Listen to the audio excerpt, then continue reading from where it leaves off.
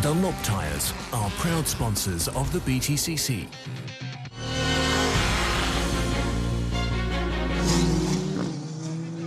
And the Formula Ford runners have just left the grid here at Croft. A reminder that we've had 2 wins so far for Colin Turkington in the Touring Car Championship. Touring Cars back in action at 5:10. But right now it's round 15 of the MSA British Formula Ford Championship. All the previous 14 races having been won by the extraordinary Dan Camish. There were 2 races yesterday, during the course of which he passed Scott Morven's record of 13 straight wins. Well, will the winning run continue here? In round 15 of the championship, Simon Hill and Richard John Neal describe the action again. Thank you, Steve. Dan Camish, this is his home track, lives an hour or so away in Leeds, so he's going to have a lot of home support here, and he did have that yesterday to take those 2. It wasn't all plain sailing for him. Yesterday was the first time that we saw a name other than Camish on the top of the qualifying sheets, and it was Harrison Scott that did it. But for this race, Dan claimed yet another pole position. It's Nico Maranzagna alongside, then Harrison Scott on the inside of row 2, and a new driver to the championship, Sam McLeod, coming in at Jamin in 4th. Then it's Andy Richardson. Torrid day for the Richardson team yesterday. They'll be hoping to bounce back. And talking of coming back after a bout of flu, welcome back to Lassie Halmanen, the young Finnish driver. He's back with us this weekend. Then it's Juan Rosso and Cameron Kaminski. James Abbott and Sam Brabham on row 5. Row 6, another 2 new drivers, Sean Thong and local man Rob Shield. Jade Kruger at the back of the field. He had it off in qualifying, so he started at the back in all 3 races. A remarkable drive from the young South African yesterday, right from the back into 4th position. So he's got an onboard camera, and we should be able to share some of that action as he comes through the field with you through this race. Yeah, very experienced driver. Kruger's won championships in his native South Africa in Formula Volkswagen and their equivalent of Formula Ford over there. So very, even though he's only, I think, 25, he's still relatively young, but has a lot of experience in single-seaters. Of course, though, he's having to learn the circuits and learned it the hard way, as you said, Richard, by having a little bit of an off in qualifying, which has put him on the back foot. But his overtaking was superb. He was on the podium in his first weekend with us racing in MSA British Formula Ford at Alton Park, and there's no doubt that he's going to be an interesting one to watch, along with the other guys that are relatively new to the championship and new this weekend, Sam McLeod, Robert Shield and Wei Fung Thong, to give him his official name, or Sean Thong as he's known. It's much easier for us. We'll stick with Sean. Yeah, he's based up in Liverpool and they can't cope with the first bit, can they? Not really, no, I don't think so. Ask Paul O'Neill. Lights on. Dan Camish looking for another win. It's a cracking start from him. Nico Maranzagna on the outside, down on the lap sheets. There's Pablo today, that's the name on his licence, but look at the scrap for 3rd position on the outside. It's Harrison Scott who gets across and manages to take that place. Keep your eyes open for Sam McLeod and company. Already we've got the South African Jake Kruger's passed 1 car. Keep your eyes for the black car in the distance. He's passed 1 already, so he's making progress. Yeah, it was a really good start off the line from Andy Richardson, and got a really good launch, but didn't quite have enough momentum to be able to make it stick going into turn 1. As down the inside, I think we saw, that was the McLeod, I think, wasn't it? Yeah, it was Sam, yeah. Sam McLeod in the 73 car, a name you might be familiar with if you follow your single-seater racing in the UK, in the BARC Formula Renault Championship. 2 pole positions and 1 win for that youngster. Comes from Hertfordshire, very quick on his debut weekend. This is the view from Lassie Halmanen, who's in the blue car there with the yellow wings being challenged. So he was poorly at the last round. He's actually missed one of the big festivals in Finland to come over here and race this weekend. Had a nice chat with him and his dad yesterday. Love their motor racing, but they said we've got to come to the UK because that's more recognised than racing elsewhere. Yeah, and it shows you that it still has such a lot of cachet in the UK. Now I think we might have had a bit of a drama going ahead. Let's have a look and see if we can work it out. Yeah, now I can't see quite who that is at the moment. That's a real shame. That's the car of Robert Shield. Yeah. So that's a big shame. One of the local guys, he's lives at Cleesby near the circuit, and yesterday I was watching the race down at Clervaux, and every time Rob got a mention or went past, he's got family and friends giving him a big cheer. We're going wide there. It's one of the Jamans, and going up through onto the inside past Maranzagna goes Harrison Scott into 2nd position. Harrison, who qualified in pole position yesterday, and then had a problem getting off the line on the installation lap, and all the other cars passed him. He had to go back onto the grid, but then he had a drive-through because he took his position rather than starting at the back. So he's getting there, and his dad said, so far the season's met expectations.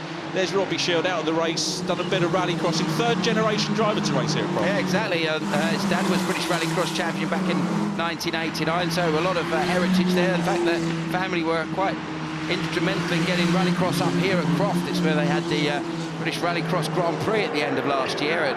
Julian Godfrey, a man on a mission in that one, of course, currently leading the British Rallycross Championship at the moment. Ford, of course, involved in this, but of course involved in rallycross at a very high level, both the European Championship with drivers like Tanner Faust winning recently, and of course at the British Championship with Kevin Proctor in his Focus, and of course Julian Godfrey in his Fiesta, amongst others, having a big prominence. So it's a sport that they've always done well.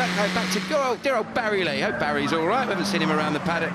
Freddie, of course, his son was racing juniors last year. Hope to see both of them back in the package even.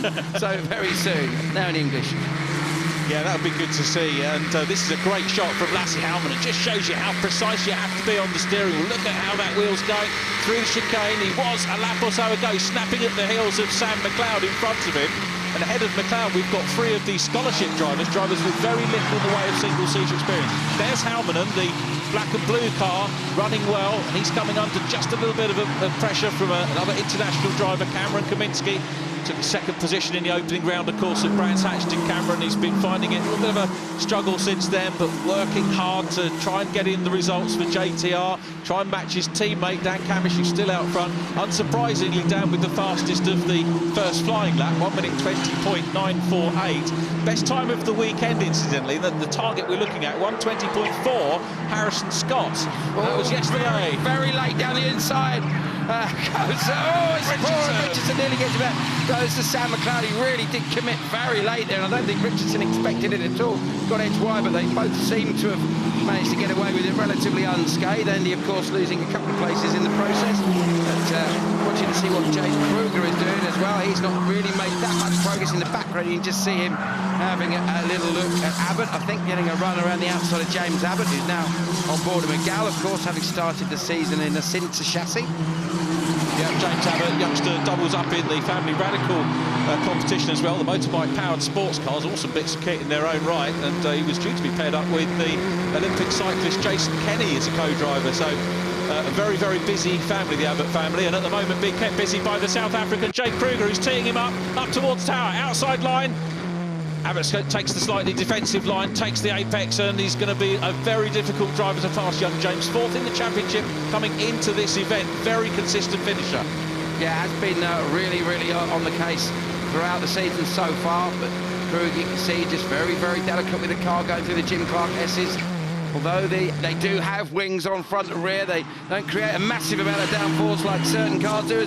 Kruger nearly getting the run on the exit of Sonny. That would have been an impressive move if he could have made that one stick. We've seen some fabulous overtaking already here. Sam Brabham looking like he wants to join in as well. Once again, just really international field that we've got here. Sam Brabham from Australia, Halmanen from Finland, the Argentinian drivers. We've got a lad from Leeds, you know, we've got all over the place, you know. Chinese driver as well, with Sean Thong coming into the championship as well. Yeah, it's a big international flavour. And now, look at the South African, the 25-year-old, normally based in Johannesburg, staying in Wilmslow in Cheshire up near Alton Park. So the first meeting was a no-brainer for him, for sure. And he's really challenging hard. But James Abbott racing well in the Radical Racing prepared car. And Sam Brabham, third-generation driver, as Simon said, but the first Brabham, actually, to race here at Croft, interestingly. Well, there you go. That's an interesting little fact. I mean, we mentioned before, it's not just his dad and his granddad that are superstar drivers, also his uncle Mike Backwell is down the inside very, very late on the brakes. A very impressive bit of driving there by Thong, that wasn't it? Yeah, it was. So if we see a retort to that, someone will be going for a Thong, won't they? Hey, come on. Yeah, he's driving well. He's in the BARC Championship as well, and I think these drivers, apart from wanting to race in front of a big crowd, getting the exposure here on ITV4, will be using it as a little bit of a test exercise. But I think this is going to open up their eyes to what great racing there is to be had in this Ford Championship. Yeah, it is good racing, and I think now we're seeing a bit of a move coming back from the 34 car. So he managed to make it stick, yes, and edged him onto the grass at the process, which was quite committed, I think you'd say. Yeah, so Sean Thong, who's studying business at Liverpool University. continues on his way, so he's making sure that he's got a little bit of a backup if the motor racing plan doesn't work to continue his studies. So well done. But here's Nico Maranzaglia running in 3rd position. Still Sam McLeod in 4th. Sam with 2 4ths and a 6 in qualifying. And didn't have the best of luck in yesterday's races, but looking a lot stronger, getting used to the car. I spoke to him before the qualifying session yesterday. He said he was very pleasantly surprised with how the car runs, very pleased with it. He's an ex-top karter. I remember commentating him in the Formula Kart Stars and, of course, the Kart Masters competitions, where he's always shone, going back a couple of years now, but as I say, with a winning pedigree in Bar Renault.